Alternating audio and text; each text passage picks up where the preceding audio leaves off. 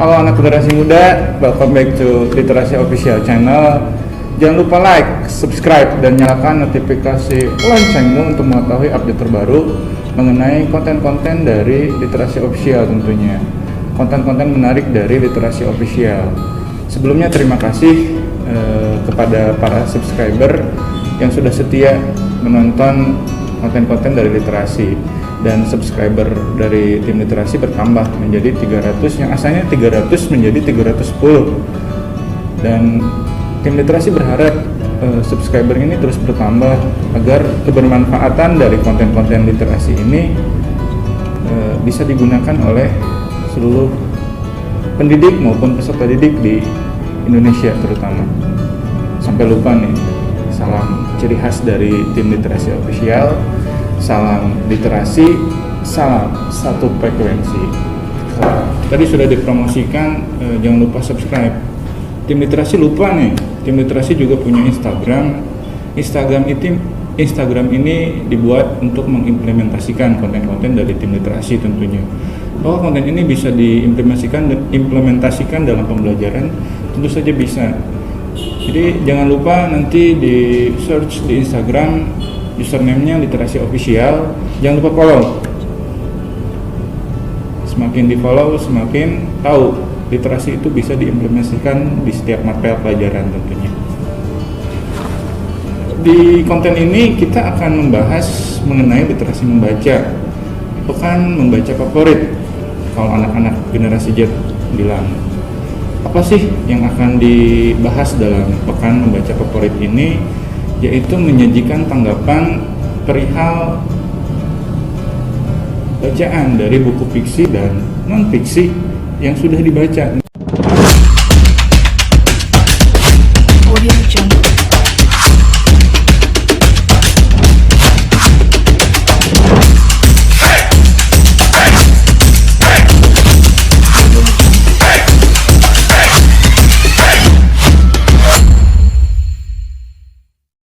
Tentunya. Jadi tidak hanya asal membaca, misalkan buku fiksinya itu novel, hanya disudahi dengan membaca sudah selesai, jangan seperti itu. Jadi kalian harus tahu manfaat dari bacaan itu apa sebenarnya. Jadi tanggapan ini berfungsi untuk menghargai dan mengapresiasi karya dari sang penulis. Misalkan di sini ada buku novel Raffi Djali karya Dewi Lestari. Kita baca, kita menanggapi dan mengapresiasi apa sih isi bacaan tersebut. Tentunya kita bisa mengapresiasi dan menghargai karya tersebut dengan cara kita selesaikan dulu bahan bacaannya, baru kita tanggapi apa sih kelebihan dan kelemahan dari novel karya Dewi Lestari ini. Nah, masalahnya dari tanggapan itu kalian belum memahami apa saja hal-hal yang ada dalam tanggapan tersebut. Jadi tim literasi ini ingin memberikan wawasan baru kepada anak generasi muda terutama, bagaimana menyajikan tanggapan terkait bahan bacaan dari buku non-fiksi maupun fiksi. Non-fiksi itu bisa dicontohkan buku pelajaran, buku mata-mata pelajaran. Kemudian buku fiksi itu Bapak contohkan sederhana ini, yaitu novel, karena kalian lebih senang untuk membaca novel tentunya. Apa saja sih hal-hal yang harus kalian perhatikan saat menyajikan tanggapan? Pertama, daya tarik teks. Kedua, kebahasaan teks. Dan ketiga, isi dari teks tersebut. Jadi yang pertama itu daya tarik novel ini. Kemudian kebahasaan dari novel ini apakah mudah dipahami atau tidak, dan isi dari novel ini. Untuk lebih lanjut dan lebih jelasnya, perhatikan sesi ini. Menanggapi suatu bacaan berarti memberikan penilaian terhadap bacaan tersebut. Tentunya ada hal-hal penting yang harus kalian pahami. Apa saja sih hal-hal itu, Pak? Apa saja sih supaya kita bisa lebih cerdas untuk menilai sebuah bacaan? Yang pertama itu adalah daya tarik teks. Daya tarik teks itu meliputi ketika kita membeli novel misalkan ke toko buku, contoh misal Gramedia, bukannya tim literasi untuk mempromosikan Gramedia ya, mohon maaf, karena itu adalah contoh sederhana. kalian pasti melihat dulu judulnya, judul dari novel tersebut. Di sini judulnya adalah Rapi Jali karya Dewi Lestari. Judul itu sebenarnya menyiratkan bagaimana isi ceritanya secara bukan keseluruhan tapi sebagian. Jadi kalian bisa membayangkan ketika membaca judul novel tersebut, kalian bisa membayangkan ini novel akan menceritakan apa sih gitu. Yang kedua itu adalah cover, gambar dari cover. Makanya gambar-gambar novel era sekarang itu gambar-gambar novelnya estetik. Intinya apa? Karena pembaca sekarang lebih tertarik pada novel-novel yang bercoverkan estetik, ada keindahan di situ.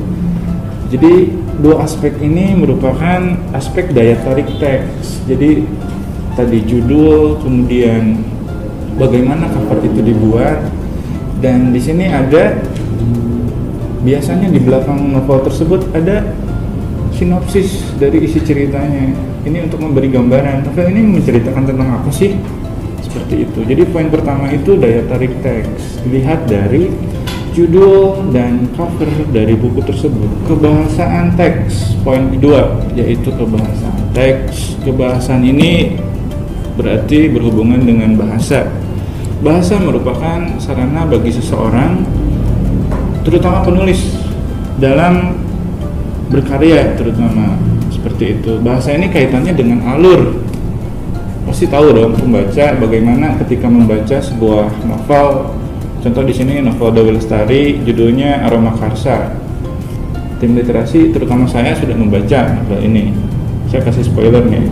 Bagaimana alur novel ini sangat menarik karena bahasanya itu mudah dipahami. Artinya ketika penulis membuat ketertarikan dari bahasa, pembacanya itu akan lebih tertarik bagaimana ciri khas dari si penulis ini menuntun dari halaman pertama sampai halaman akhir, sampai beres. Si pembaca ini menamatkan isi ceritanya, alur ceritanya. Saya pertama membeli novel ini tidak melihat halamannya, jadi ingin mengetahui inti dari ceritanya itu seperti apa, konfliknya itu seperti apa. Makanya alurnya itu mudah dipahami.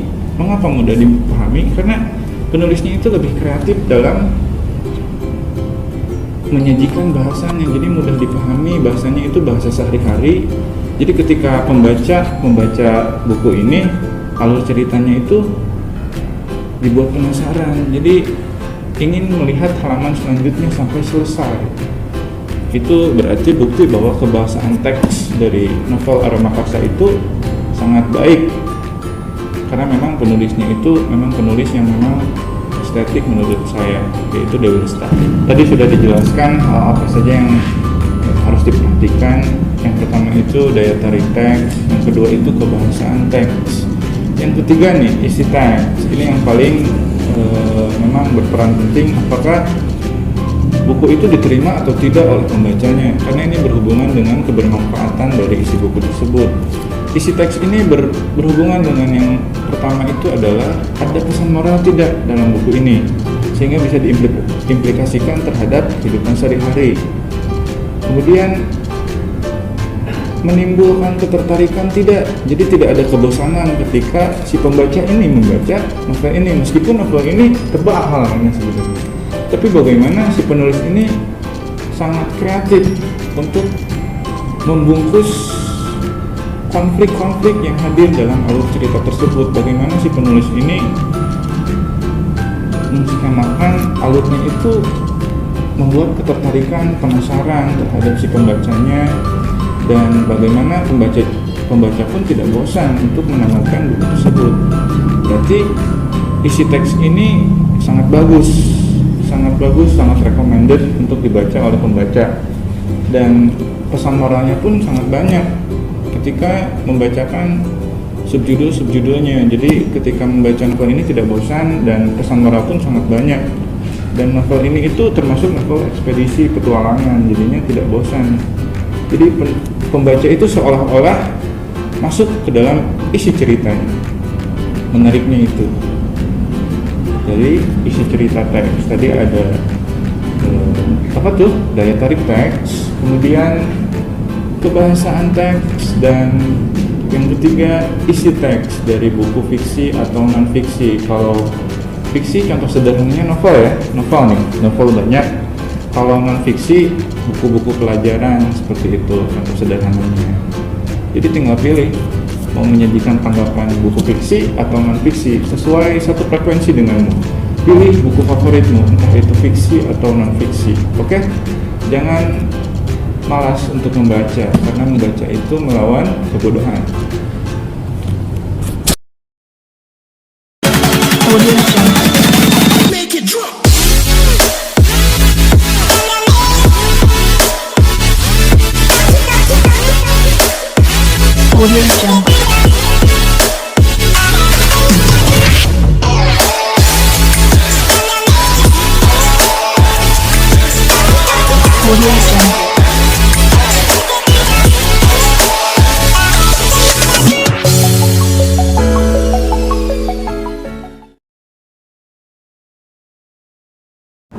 Ya, sebuah buku yang menarik dari Nikolai Gogol, judulnya Jiwa-Jiwa Mati.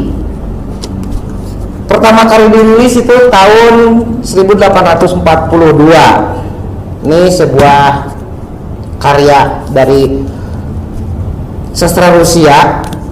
Isinya novel satir, di mana orang-orang tertentu yang bisa memahami isi humor di dalam buku ini.